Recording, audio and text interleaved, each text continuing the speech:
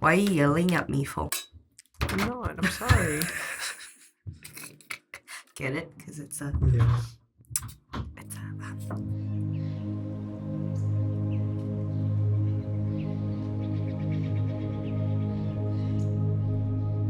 Jiny, welcome to the garden. Thank you. Thanks so much for coming. How did you find getting here? I know we had you come in last minute. Yeah. Thanks for taking the time out of your day. Flew in from Melbourne yesterday night. I have all my luggages on the kitchen floor, all spread out. Classic. I haven't done the laundry yet. Explain your past 12 hours. What it took to get here. It's been hectic. I was at the AO with Red Bull and Mecca. Good experience. Had a lot of fun. Flew in. Woke up. I'm a little bit sick. It's okay. You don't need to yell. You just gotta kick back here. Take it easy. Yeah. So I think this is a unique episode of the podcast because we've actually met before. Most of the... Whoa, really? That's amazing. In a different life. Maybe we can tell them how we met. When did we meet first? How did we meet? The first time I met you, I think, was at an Amazon... I met you at Amazon? No, I saw you. That's the first time I saw you in person. I don't think we actually talked. Because my sister works at Amazon. Yeah. So she was like, come down to this creative thing they're doing. And then I saw Nick and Carrie. I didn't know you. And you there. Oh. I didn't talk to you, but... This was at when he did the panel too, right? Yes. Yes, okay. Oh, maybe I didn't know Nick and Carrie then too. No, I would have known Nick and Carrie, I think. But I don't know. They're so nice. I love Nick and Carrie. They're the nicest couple. They're lovely. You're the internet's favorite foodie creator. You have over 5 million subscribers and followers across all of your platforms.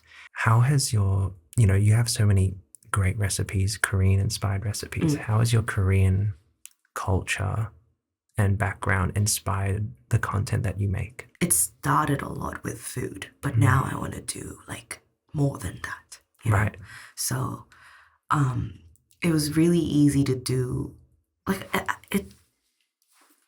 The question kind of complicates the answer because the answer is pretty simple. It's just I have just deep love for Korean food and Korean culture in general. So I think it was just naturally just made its way to my content because my content is who I am, So I didn't think about it that deep. I didn't have to because it just smoothly comes in. Yeah. For sure. Can you told me this story once, but how did you actually get into content creation? Didn't you tell me you were filming videos of you walking at a beach at one point? Oh, no. That was, so I had a couple part-time jobs before doing content full-time. And one of the jobs was, that's funny, you're wearing the Whitenoise shirt. It was to film Whitenoise for traveling, I guess. This was when COVID was at its peak. People couldn't travel internationally or even interstate. And I worked for this YouTube channel that just had people walking around in their own country for 30 minutes or to an hour.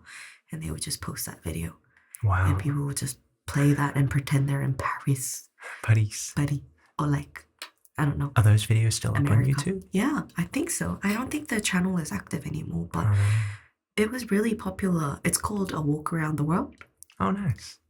I don't know why I'm promoting it. I don't work for that company anymore, but it was a fun... That's not really something a lot of people talk about. It's people always see doing YouTube as... now it's more normalized and seen as a job, but you don't really hear a lot about what goes behind the scenes of running a YouTube channel as a business or even working for a YouTube channel. Yeah, that was... What's the difference between being your own boss and creative control and having your channel versus working for a YouTube channel? I didn't really have passion for walking. I was a professional walker, I would say, because I would be paid for literally walking. And then when my own channel got a little bit busier, I think I only worked there also for only a couple months. I don't know how long. I guess I did a bit of the corporate ladder climb, not crime, climb. The climbing, yeah. Because I was just filming for Australia, and then the owner of the channel wanted to branch out a bit more. So he's like, because you're getting busier with your own thing, why don't you just become the manager for Australia? Just hire 3-4 people and then make them do the content. And then you just organize how many videos. Interesting. So that was fun. I started filming and then I ended up telling people what to do, and then I realized I like telling people what to do better than walking it myself or doing it myself, I guess. You said that originally you were doing a lot more food content and stuff like that, but you've branched out now and you want to do more content about yourself. Well, it's always been about myself, but that was more of the cultural thing, if my culture was represented. And in terms of other projects you were doing last year, you did your long form project, which was my K-drama romance. Can you tell me a bit about that project? And, it was so awesome getting to see you in a long form, format and having more production. What was it like being able to work on a project with a bit more ambition behind it? And it was a really tough one. For sure. Especially since it was my first long form project, but also dating. So it's I'm uncomfortable in that zone and that zone. It's because it's my first time directing, producing something, but also I'm not that comfortable in dating. So it's just on set it was hard, off set it was hard. Everything was just very difficult, but I'm really proud of what the show came to be. Oh, I forgot to tell you, but because of the show, I might have a chance to film it. Whoa! I know. Tell me about that. It's a secret. Is this something you're only? Are you revealing that for the first time here? Yeah. But maybe we need to blur out the name if I haven't posted it. Okay, sure. Yet. Tell me about filming with that person, that famous. Well, it's for Trope Fest. Okay, cool. And they saw my K-drama. Really? And yeah, they're it's kind of like Chicken Shop. They want me to go on a date with that specific person. Whoa, that's crazy. Know. And can you believe it was just shot upstairs? That is nuts. It's a Whitenoise studio. What were some of the challenges that you had filming long form versus short form? I think, as I said, the dating scene, it was very difficult to be very present in, but also trying to be the producer at the same time. So I told the people on set, the director or the assistant, and I'm and I told them, I'm gonna be a cast on set. I know I'm not outside of that, but on set, that's just the only job I have, because I wanted to be very present when I was filming and not thinking about the angles or the sound. That was up to them.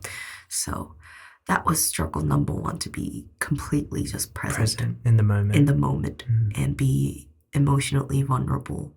And a lot of these shoots were very emotionally draining. Yeah, because it was a dating show. Yeah. So, and it was sometimes it would be a 12-hour shoot. I know. Yeah. You definitely do now. You were there. So, and we had a lot of issues with just the editing. Every step of the way, every episode was a struggle. Damn. But I think you should be so proud of yourself, because Thank you. I think your core audience and the people who watch you and love you and everyone around you, even all these opportunities have started to open up. And I remember YouTube even showing some of your content at Broadcast. I was so happy with that. That was so cool. But also, I don't that was only possible because I'm in Australia. You know what I mean? Yeah. If I wasn't a creator in LA, maybe I'm just being a negative Nancy, but like if I was in America, I feel like nobody would have cared about Interesting. this. I think that's a really good point you make, because I feel like Australia and Oceania's biggest weakness is that the industry is so small. Oh, we talked about this, remember? We Yeah. talked about this on the way to the studio like a couple weeks ago. But that's also The biggest strength. biggest strength. Yeah. It's like my YouTube show, I'm a very logical person. I also can't speak English No, apparently. you're good. Logically speaking, it was not a successful show. In terms of... Just views, revenue. Oh, really? Well, Okay. I guess I talked to a lot of more YouTube long form people, and they're like, if your first show network was back to zero, which I think it was because I had a sponsor at the end of the show, and it kind of brought it back to zero. It was like negative, negative, negative, and then zero. Right. People were like, that's a success if it's not a negative. And I'm like, wow. oh, really? That's nice to hear.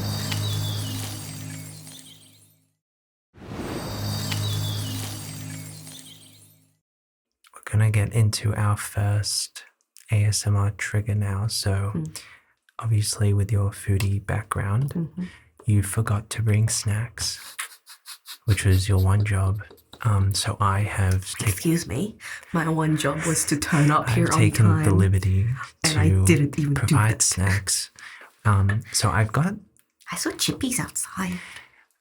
Oh yeah, There was chippies too. that if you must wanted not to. be mine. So after the podcast... No, I was thinking if you want more than just a Mentos and a Look, he said he provided. The budget is tight right now, okay?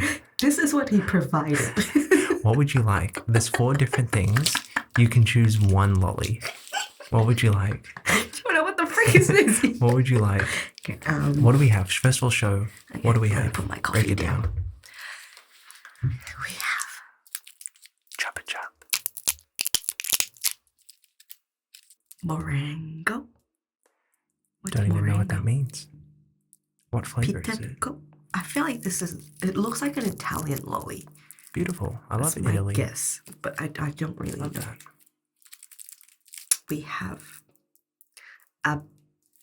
where did you get these Okay, lollies? and the last one we have is a Mentos.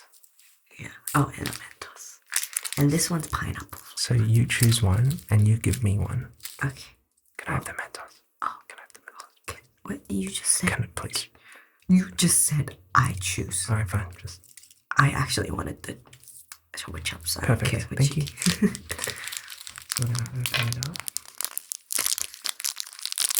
Wait, are you going first or are we doing together? Go ahead. Or it was... Let's together. Oh, Alright.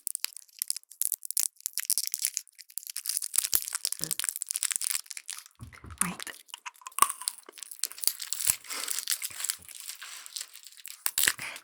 Hang on, Stephen. Oh man, really nice.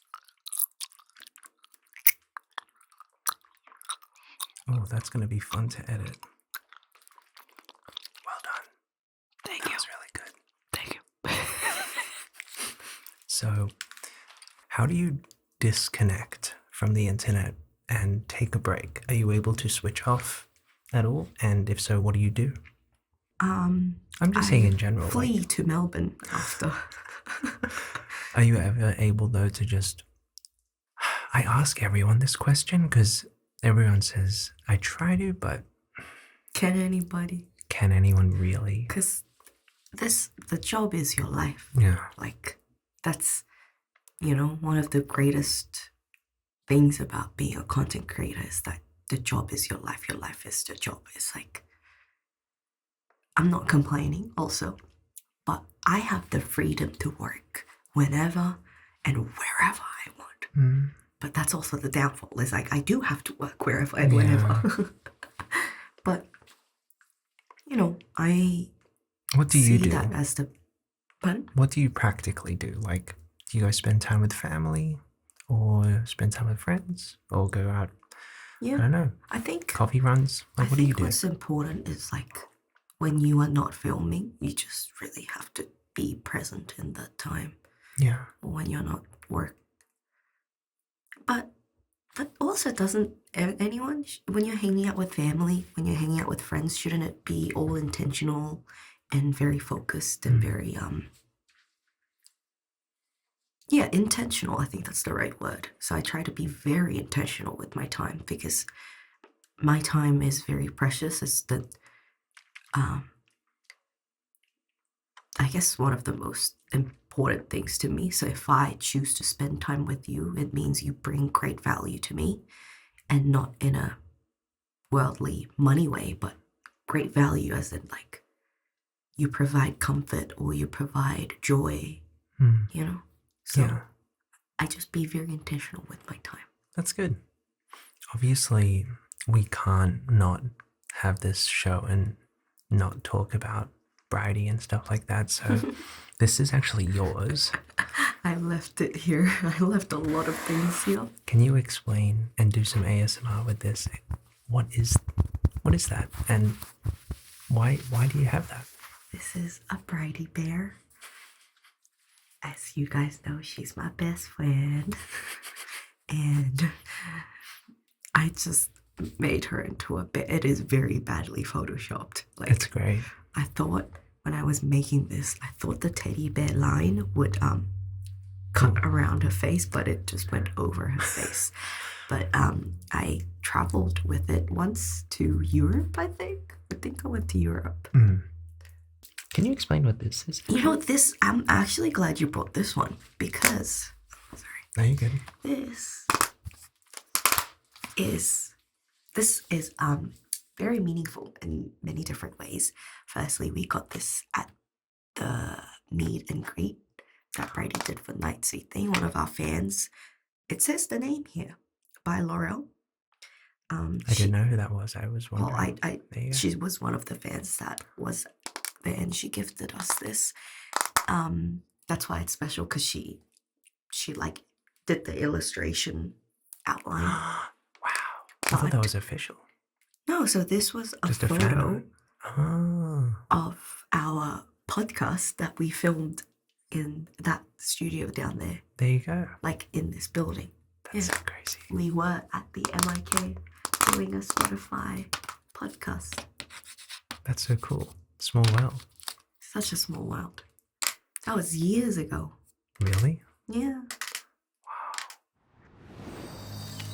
What advice would you give for aspiring content creators who maybe they want to be full-time, or their dreams is to share their life on social media and be able to monetize it? What advice would you give them? Don't think about it too much. I genuinely mean that, because I meet so many aspiring content creators who are so much more smarter than me. Like, they analyze people, they study people, they study content, and they plan things out. And I think that's super smart, and that is important. And I think that is just a different way of approaching content than I do. But when you're starting off, you don't need to be doing that. Like, that comes in helpful later on, and I've seen those creators do amazing things. I think the biggest difference, the biggest creator that I can mention who does that would be Jojo. Do you know his content? Is he the entrepreneur? Yeah, I've seen him. Studies he plans things out. He which, works for him, but that's just not how I do it, because I'm not smart in that way. But when you're starting off, you don't need to have it all planned out and sorted. You just need good lighting, clear audio, and clear quality. And just be yourself. Clear quality is just, like, it could be just your phone. Like, you don't need cameras. And just, and your personality. That's all you need to worry about. And just it's pretty simple. Being authentic. Yeah. But I feel like that word gets thrown around so much, so I don't like to mention be authentic, be you, because anyone can give that advice. Sure. I like practical advice. No, that's good. I'm a practical, logical person. I agree with you. I mean, only now are we able to do these bigger scale projects, but when I first started, at least, I just used a broken microphone and photo booth, and that's how I started my YouTube channel. Nice. So I think, yeah, Humble beginnings, and now you have a $10,000 mic. $10,000 head, yeah. Before we get into our last question, one of the things we offer to our guests is to choose any soundscape. So for this next question, before I ask you, where do you want the viewer to be? So it can be anywhere. You can make something up. It can be in... Like, am I painting a scenario for them? Exactly. And then they'll hear that.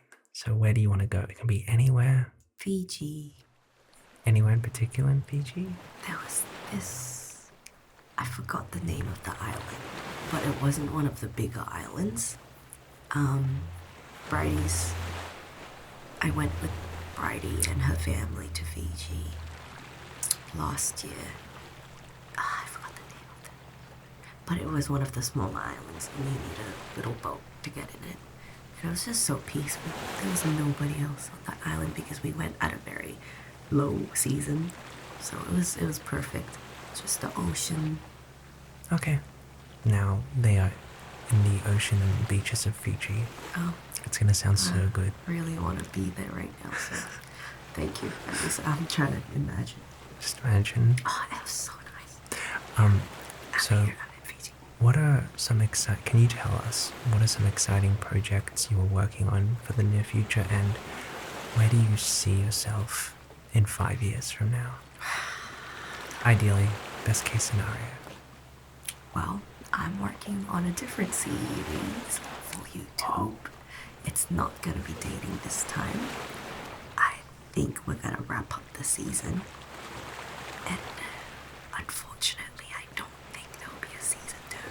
That's okay. Unless the audience really wants it. I know we built it up to have more seasons than season 1, but you gave, I think it's good you give everything a good try. I gave it my best shot. So I was very happy with that, so I'm very happy to leave it where it was. But this next one is gonna be cooking. I know. That's so good. You can be a guest on it. Really? Yeah. It's not gonna be much. I'm not very good at cooking. Yeah. Wow. But I'm starting to shoot this week. Oh wow. So very exciting. Very excited. Is there a name for this show? I'm working on it. Okay. Do you have any ideas roughly? Yeah. Okay. Yeah. Alright. But it's gonna be a little bit different to my short form cooking stuff, because short form cooking I genuinely cook like what I know how to cook and what I know I'm good at cooking, but maybe it'll be different for this next series. Cool. Yeah. And where do you see yourself in 5 years from now, if you had any idea? 5 years. Hopefully I'm still passionate. I'm still kind. Hopefully I'm still me. I'm sure you'll be And I'm fine. having a good laugh. That's good. That's what I want in 5 years. Because I think that's a life well lived. If I'm still laughing and working hard. Yeah. Awesome. Jiny, thank you so much for coming to the garden. It was a pleasure to have you. Where can our listeners find you? They can find me at Jiny Maeng. Can you make it go? Yeah. There you go. Jiny Maeng. On everything? Yeah. Perfect. Jiny Maeng. Okay, awesome. Thank you so much for listening, everyone. We'll see you next time at the garden. Bye. Bye.